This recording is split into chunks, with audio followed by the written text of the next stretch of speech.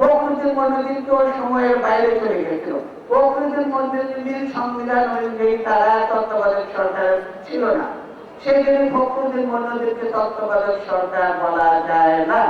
ফখরুদ্দিন মইনুদ্দিন ছিল একটা সম্পূর্ণভাবে অবৈধ সরকার।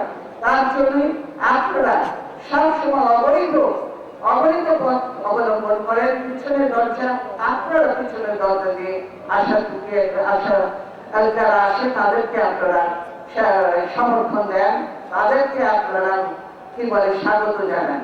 সেই জন্য যখন এরশাদ এসেছে, এরশাদকে আপনারা ওয়েলকাম করেছেন।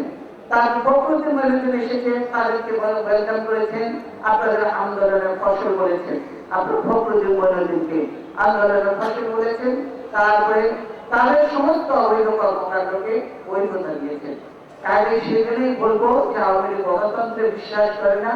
আওয়ামী লীগ সবসময় দলের প্রেক্ষাপটে ক্ষমতায় গেছে এবং যারা পেছনের দল যদি ক্ষমতায় যায় তাদের সহযোগী এই আওয়ামী লীগ।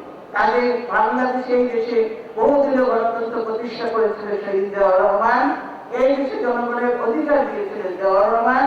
এই যে শিক্ষা প্রতিষ্ঠানগুলিতে ছেলে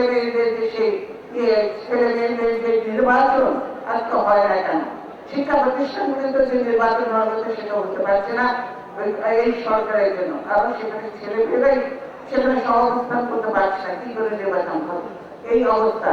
কাজেই শহীদ জিয়াউর রহমান এই দেশে গণতন্ত্র, বহুদলীয় গণতন্ত্র, সকল প্রতিষ্ঠানে গণতন্ত্র দিয়েছিলেন এবং তার ধারাবাহিকতায় আমরা গণতন্ত্র দিয়েছি, বহুদলীয় আমরা সংসদীয় গণতন্ত্র দিয়েছি এবং আমরা চাই গণতন্ত্রের ধারা অব্যাহত থাকুক। সেজন্যই আমরা বলবো যে আসুন, আজকে আপনারা দেখতে পাচ্ছেন বিভিন্ন যেখানে প্রতিষ্ঠানগুলিতে যে নির্বাচন হচ্ছে এবং 12 কাউন্সিল পর্যন্ত যে নির্বাচন হয়েছে, সেই নির্বাচনগুলিতে সব জায়গায় জাতীয়তাবাদী শক্তির বিজয় হচ্ছে।